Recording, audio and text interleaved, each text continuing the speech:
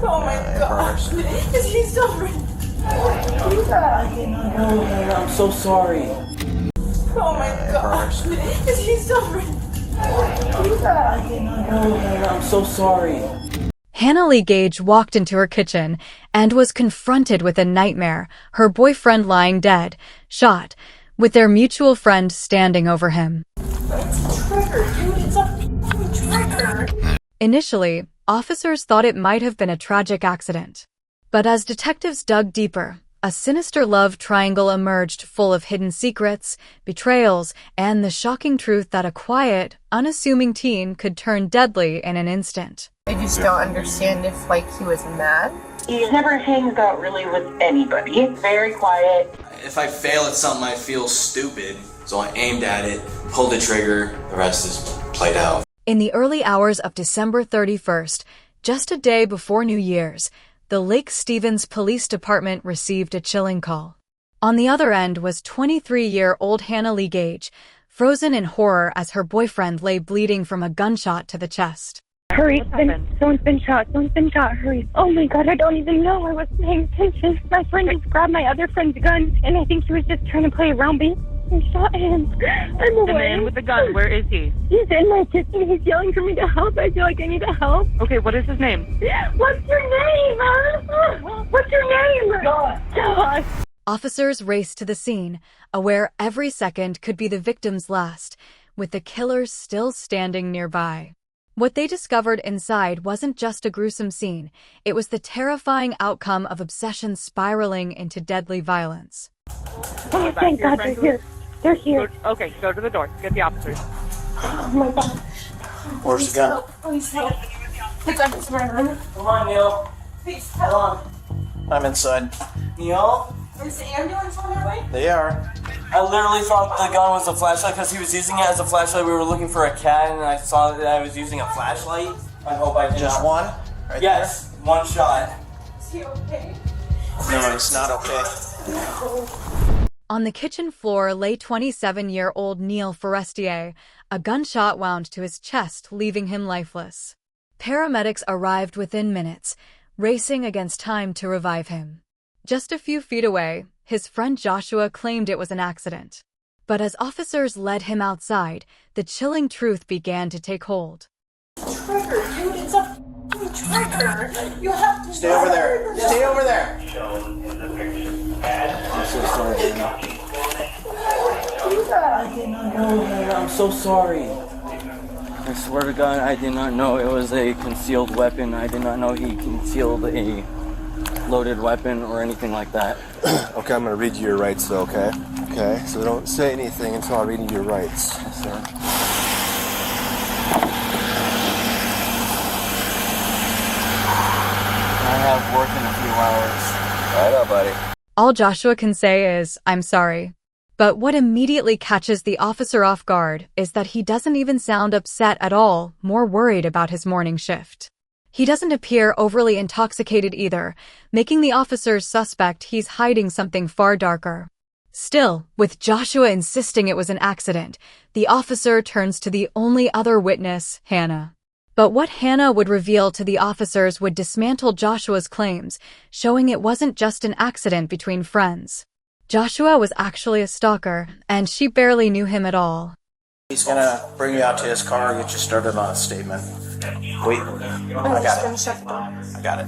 Don't worry I about have a cat, so I just don't want him to get out. Was Josh? That's his name, right, Josh? I don't know. I asked him when I was on the phone with the police, and he said it's Josh. I know him, but I just don't know him that well.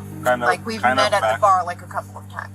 Oh, And he just asked if he could come over to my house so he could sober up for an hour, and then he was gonna go home. And I said, Did yeah, you sure, drive that's here? fine. We'll take his gun out, put it in his waistbands, so him and Josh put it in the box. Josh started it, he was playing, doing it, acting around, and then he was like, oh, we can do that if you want. We could just start with 10% and then go up.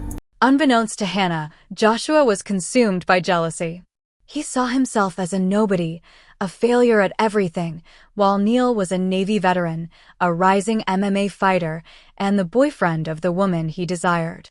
But this is when Hannah would finally voice what everyone was thinking, exposing just how ridiculous Joshua's excuse for the shooting really was.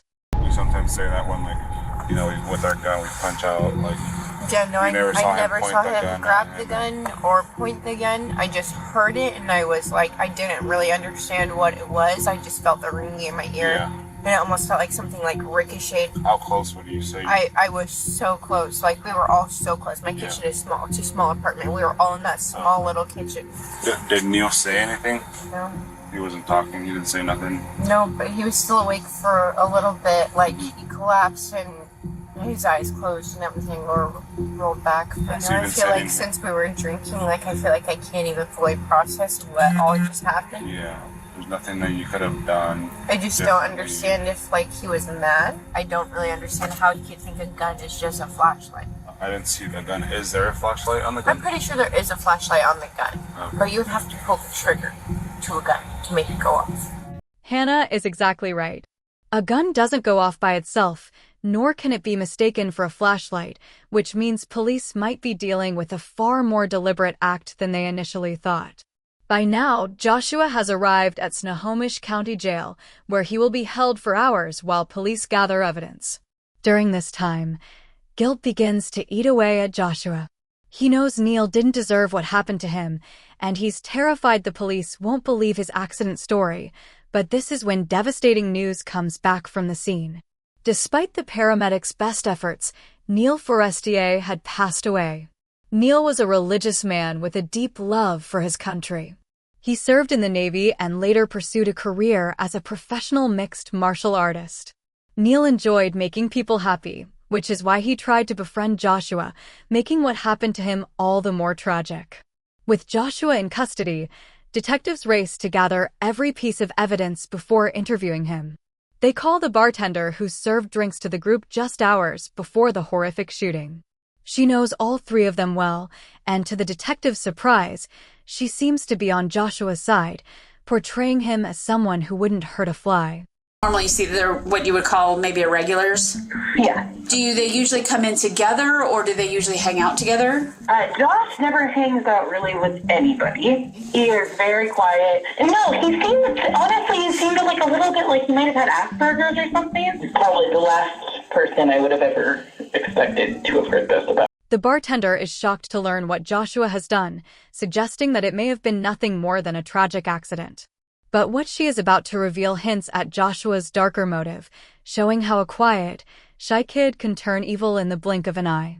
This past weekend, he did go hang out with Hannah. She is, like, very gregarious. Mm-hmm. Or, like, outgoing? That way. Would you maybe describe her as flirty? She's very flirty. Okay. And she honestly, the night that happened, started dancing with him, and I can see dancing with Josh or dancing with Neil? Dancing with Josh. Like body to body kind of. Yeah, okay. But nobody seemed upset. Like, Neil didn't look mad. Did you see Hannah, like, making out with Josh at all, or just dancing? I didn't see that. It wouldn't have surprised me. Okay, and have you ever heard Josh express any kind of feelings about anybody in the bar or Hannah at all? Yeah, he stares a lot, but it seems not like creepy, more like very observational. Okay. Almost like he wishes he knew how to talk to people, but doesn't. Neil seems like a really nice person, and Josh seemed really sweet too. Awkward, and I could see where he might misread situations. Armed with a clearer understanding of the group's dynamics, the detectives hope they have enough leverage to get a confession from Joshua. So, for days after Joshua's arrest, the detectives bring him in for questioning. Veteran Detective Kristen Parnell will lead the investigation. She knows exactly how to handle suspects like Joshua. By using Joshua's own insecurities against him, Parnell will uncover his repressed feelings for Hannah and expose the true motive behind the murder. Remember me, Detective Parnell? The reason I came down here was because, some more stuff has come up and I just kind of wanted to follow up with you and get some more questions answered. Okay? Parnell knows there are holes in Joshua's story, and she begins with one of them, the twisted reason he chose to go to Hannah's house instead of his own. For a while, had a couple of drinks at Creekside and then asked Hannah if you could go back to her apartment, right? Yeah, just in case if I was to pass out. Why did you decide to go to her place versus just getting a ride home? Something that would have been unsafe about going? I mean, there would have, but at the time I also wanted to head home. Not head home, but head to Hannah's, hang out with her for a little bit just in case if I was to fall asleep there. You guys did the play fighting thing. Yeah. It just came out of the blue. of me knowing that I've gotten into a couple of fist fights in the past, you know, and I told him that I was pretty good at fighting. I was throwing good punches and stuff. And then he got his on me, and I'd say he did better than me. Because it hurt, right? It didn't hurt. Or, no, it didn't hurt, it knocked the wind out of you. It knocked me back, and I was kind of breathing a little hard for a little bit. Yeah. And then he kind of put his hand on my shoulder and said, "Are you okay?" You know, and I'm like, "Yeah, I'm fine. I'm just a little winded out." Just moments before the shooting, Joshua had asked Neil to play fight and test each other's strength. What Joshua didn't know, however, was that Neil was a professional fighter. But what irritated Joshua the most wasn't the punch itself, but Neil's reaction afterward. He simply placed a hand on Joshua's shoulder and asked if he was okay, a gesture that only made him feel more humiliated and emasculated. Yet there was something else in Joshua's story that caught Detective Parnell's attention. In the gut like that? This was back when I was in middle school. That was in recent memory, that was my last fight that I remember being in, and the guy I was fighting did sock me in the gut pretty good. Yeah. Around the same type of punch that Neil gave me. How did you feel in middle school when you got punched like that? At the time, I was not experienced, so I was in pain. I mean, it sounds like you kind of flashed back to that, and sometimes when something happens that reminds us of a previous experience, it's kind of like you're back in that previous experience. Did you feel like that? Not necessarily. I did feel like I was about to go on my knees like I did in the past, but I was holding on to the counters. The gun was, I'm guessing, on the counter in front of you then, too? Yeah. Neil's punch triggered a repressed memory in Joshua, the last time he was hit in the stomach, even if he refuses to admit it. But the detective doesn't stop there. She continues pressing Joshua on the real reason he shot Neil, methodically dismantling his claim that it was an accident. Right at that moment when you're bent over on the counter and like kind of trying to catch your breath again, what are you thinking? What are you feeling? Tell me what that was. I was thinking like, wow, this guy knows how to punch, you know? Yeah. And I was impressed by how hard he punched. I don't like failing at anything. If I fail at something, I feel stupid. And so after going through that thought process, I kind of paced through the kitchen a little bit. Then after pacing for a little bit, I saw the gun, and the rest is played out. You said last time that you were a little upset that he hit you that hard, right? Well, I wasn't upset. I was, like I said, I was surprised. I looked down at the counter and then saw the gun. I was also curious on how the flashlight part of the gun worked, and thought that the muzzle part was the flashlight. Your goal was to pull the trigger and fire around, okay? Because you had just gotten punched again by this guy who's sleeping with a girl that you want to be sleeping with, if we're being honest, right? So I aimed at it, pulled the trigger. That answered my question and led me into a shock. Neil was everything Joshua is not: successful, confident, admired by others. Being outpunched by him only intensified Joshua's sense of inferiority. All of this is obvious to Detective Parnell, but not to Joshua. He still wants her to believe it was nothing more than an accident. But take a closer look at Joshua. Does his reaction to the shooting seem genuine, or is it merely performative?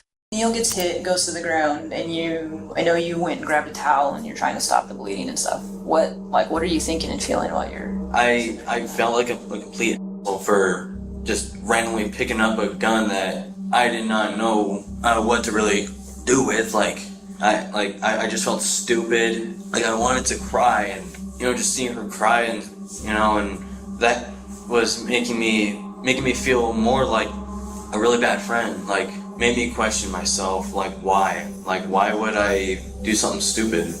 Joshua says he felt guilty, but the detective isn't convinced. He's always wanted people to like him, and this might just be his attempt to win Parnell's sympathy. She catches on immediately and plans to use it to her advantage. Unbeknownst to Joshua, the police have confiscated his bag, and what they find inside is troubling, to say the least. Talk to me about your backpack that you were carrying around with you. I keep tools like flathead screwdrivers and stuff. What my favorite hobby to do is taking apart old, throwing away electronics and collecting scrap metal. And one day I wanted to make money off of scrap metal. Talk to me about the other stuff that was in there. Like what? So we have your bag. I would have thought so. So tell me about the other stuff that's in there that you don't want to talk about. We're at a point where I feel like we should be able to be honest, right? Yeah. And I think I've already demonstrated that it's hard to lie to me. I've been lied to a lot, so I'm really good at knowing when people are lying or when people are withholding. And you are not going to tell me anything in this room that I have not heard before. So you're not going to make me uncomfortable. You are not going to make me think badly about you. For me, I do this all the time. It's hard to think without looking inside my bag. What about you? That was in your bag. I'm trying to remember what was all in there. Please. Just if we were wanting to get a little, frisky or kinky or whatever. Okay. At this point, Detective Parnell can already tell that Joshua's actions are tied to his feelings for Hannah and his hatred of Neil. So, she presses him to reveal the real reason he went to Hannah's house, something connected to the disturbing contents found in the bag. Did you get to play with those with Hannah? No. I never wanted to have sex with Hannah. I never had the thought process of having sex with her. I've seen her flirting with other guys, and I'm like, she is flirting with other dudes, so it probably wouldn't be worth it. Come on. I thought about it, yes, but I wasn't gonna ask her. Oh, no, that's a weird question to say you want to go back. But, yeah. I mean... But I didn't, yes, I did, I did thought about... Right, and kind of like we talked about before, like, hey, if you had gotten back there and one thing led to another, you weren't going to tell her no, right? Yeah, that's... Okay. Detective Parnell has just masterfully uncovered the truth from Joshua, even if he doesn't realize it yet. He had been consumed by jealousy for months, forced to watch someone else be with the woman he desired and humiliate him in front of her. The loss of Neil Forestier deeply impacted the city of Lake Stevens, where the community mourns a man who loved his country, proudly served in the Navy, and always tried to help others. The interview ends with Joshua Matthew Kelly being charged with second-degree murder and first-degree manslaughter. He is now awaiting his court hearing, and if convicted, he could face up to 18 years in prison.